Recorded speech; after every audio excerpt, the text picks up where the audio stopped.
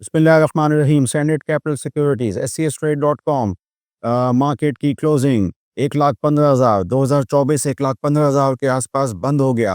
अगर ये 1,17,000 पे होता तो ज़रा अच्छा था, मोमेंटम बनता 2025 के अंदर। अभी भी चीज़ें सही हैं। अगर हम थोड़ी सी बहुत सारी चीज़ों को अगर हटा के देखें तो इंडेक्स की क्लोजिंग इतनी बुरी भी नहीं है। और रेपोडेट की चहमगोइयाँ रहीं पूरे 2024 में भी और 2024 के आखिरी दिन भी। और रेकोडिक जो है वो बहुत अहमियत का हामिल एक जगह है और यहाँ पे गोल्ड, कॉपर, कोबाल्ट और तकरीबन 25 धातुओं की एक पूरी आमाजगाह है जिसको निकालना ज़रूरी है। हुकूमत पाकिस्तान ने बहरहाल ये ऐलान किया कि $540 मिलियन में इसके अंदर स्टेक सेल बेचेंगे गवर्नमेंट होल्डिंग से, ओजीडीसी से, पीपीएल से 5% बिल तरतीब। ये इतनी बड़ी वैल्यू नहीं है जितनी कि ये वैल्यू बनती है पूरे रेकोडिक के स्ट्रक्चर की। आज से 2 साल पहले मैंने वेबसाइट पे देखा था रेकोडिक के भी और बैरेट गोल्ड, तो वो तकरीबन $38 बिलियन की बात कर रहे थे। लेकिन यहाँ पे तो खाली बहुत छोटी स्टेक सेल जो है ओजीडीसी, पीपीएल और गवर्नमेंट होल्डिंग की तरफ से गई है, $540 मिलियन। देखते हैं आगे क्या होता है। बहरहाल 2024 जो था, जो साल गुजरा, उसमें इंडेक्स में जो इजाफा हुआ उसकी एक बहुत बड़ी वजह रेकोडिक के में जो चहमगोइयाँ थीं और जो प्राइसिंग थी वो थी। ज़ाहिर बात है कि मेजर वेटेज स्टॉक्स थे ओजीडीसी और पीपीएल। इसके अलावा जो रेकोडिक माइनिंग कंपनी है उसके अंदर माई भी मौजूद था। तो ये सब चीज़ें मिला के इन्होंने बहुत ज़्यादा कंट्रीब्यूट किया केसी 100 इंडेक्स में, जो कि 1,15,000 पे बंद हुआ।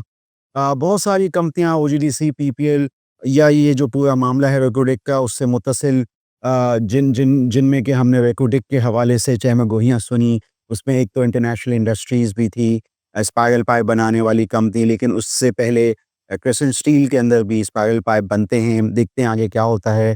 फिर बाइफो इंडस्ट्री थी, एक बहुत पुरानी कंपनी जो कि एक्सकवेशन में इस्तेमाल होती है। तेल और गैस के जो कुएँ हैं उसमें शुरू में जो खड्डा डलता है तो उसमें इनका सामान इस्तेमाल होता है बाइफो का। तो ये यानी आप देखें यूँ तो इतने अच्छे नंबर्स फ़िलहाल तो बाइफो की उसमें इनकम स्टेटमेंट में नहीं है ज़बरदस्त किस्म के। लेकिन ये है कि बहरहाल ये पुरानी कंपनी है और ये है कि एक्सकवेशन जो अब रेकोडिक के अंदर होनी है उसमें ये इसका मामला होना है।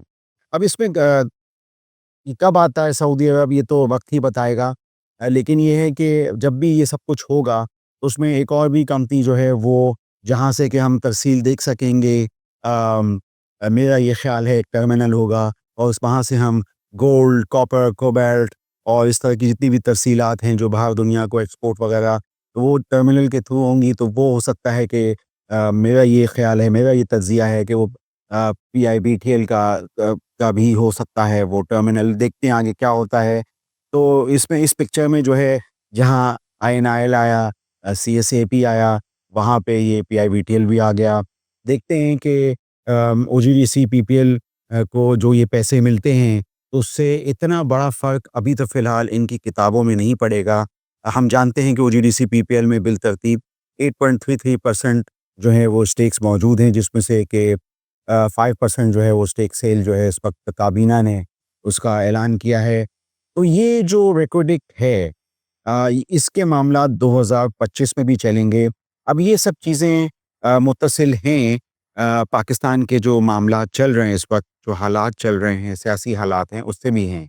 मुमकिन तौर पे आगे 3-4 महीनों बाद अगर ये हालात मामला ठीक होते हैं, अपनी डगर पे चले जाते हैं, तो मैं समझता हूँ कि हमारी मार्केट के लिए भी और बिलखुसूस रेकोडिक का जो मामला है उसके लिए भी चीज़ें बहुत साज़गार, बहुत ज़बरदस्त हो जाएँगी। देखते हैं कि आने वाला वक्त ही बताएगा।